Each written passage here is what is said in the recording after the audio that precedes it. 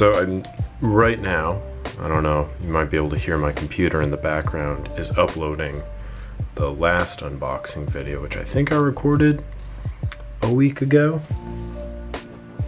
But since that time, I went on eBay one time, I swear, only once, and I found this. And this is something that's usually pretty expensive. I got this one for very cheap, so I don't feel guilty about it. And also, it was just from like a town over, or relatively close, so the shipping was very cheap. And the packing, oh, this is fantastic. It's literally just this bubble wrap. There's not an excessive amount of tape. There's no crusty Ziploc bags. It's just this nice green bubble wrap. But I will put that back in, and we can address the matter at hand, which is, of course, a Canon Ftb. Now raise your hands if you've not heard of this camera. Keep them up. Keep them up. I know you haven't. This is interesting because there are a number of cameras that kind of followed this model, this Canon older SLR model. These were released before, like the AE1s and the AE1 programs and all that stuff. The FT, FTB, TL, TLB, TX, and FX. And I believe there's another one in that mix of these all like metal big bodied cameras with an FD mount. And this was like the very first, I think the Pelix, I think it's the Pelix, I think. And I believe that was the first through the lens metering system that Canon introduced. And then this was like the follow-up to that.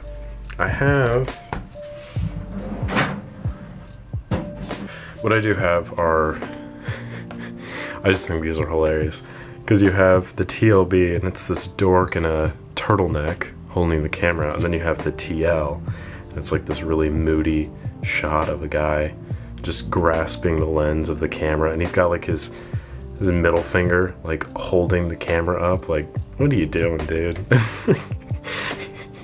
You got Tourist McGee over here just like taking a photo of his grandma, is just happy to be there, and then you got this seduction man. Just weird.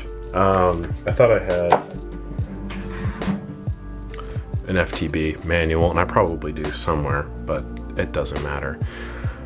But I bought this for, I think it was like 18 bucks.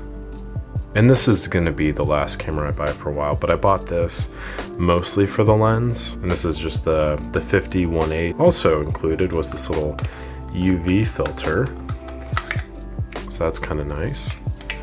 Very good build. It's very solid. The Vivitar 55mm. So, yep, this is a standard 50-1.8. It looks, oh, that's impeccably clean. That is super clean.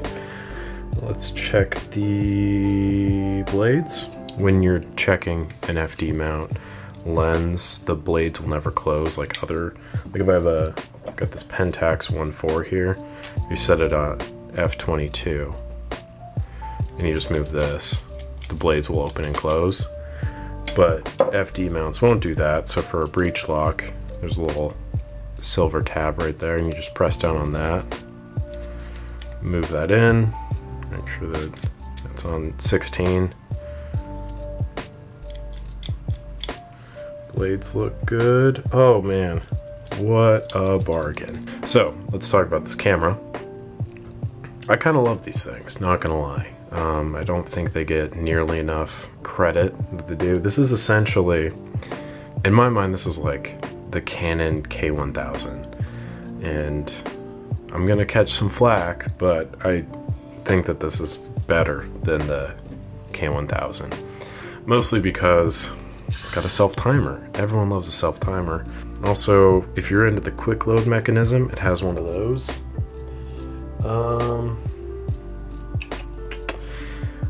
I think that the K1000 metering system might be better, but this also has depth of field preview, where the K1000 does not, and it has an on-off switch and a battery check.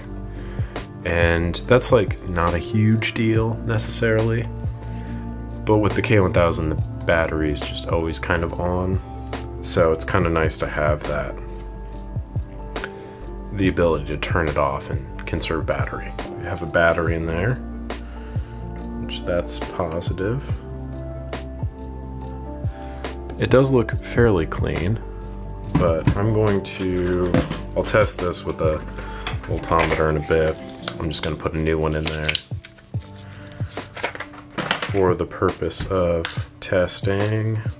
So the positive side goes up with these.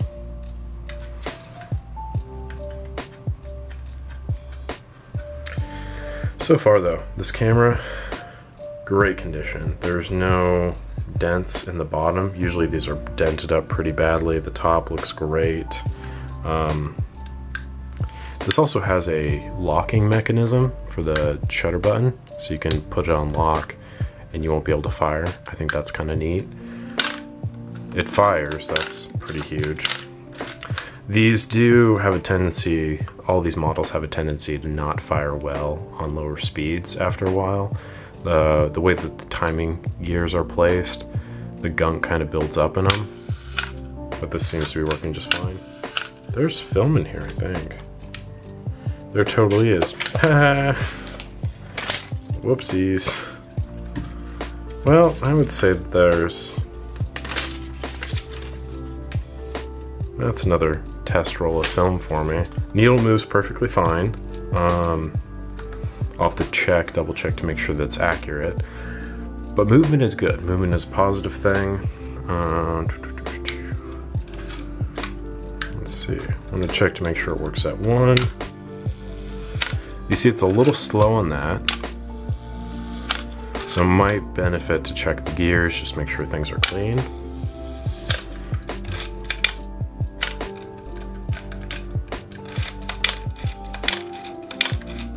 But that's crisp, that's clean, that's beautiful.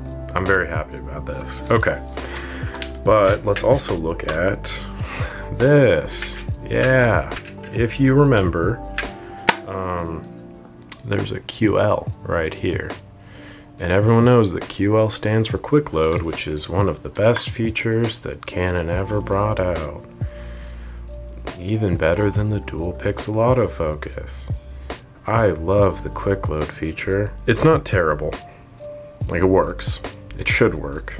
The issue I have with it is that it feels like a false sense of confidence. Oh yeah, just put it right there and you'll be good to go. And if I had $1 for every time I'd had to answer a phone call or answer an email about, hey, my FTB QL's not working because I'm getting just blank rolls of film back and they're just not loading it properly, or the QL feature's not working, or whatever the case may be. It's just very, I don't know. I'm a skeptic.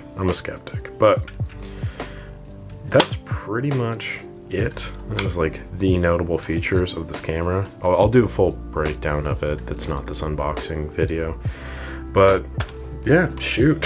This was a great find. I have 0 complaints. And this is a great little kit. So, I think that is all. I'm gonna reload that film and get this video released. But appreciate you guys tuning in, and yeah, I will catch you on the next one.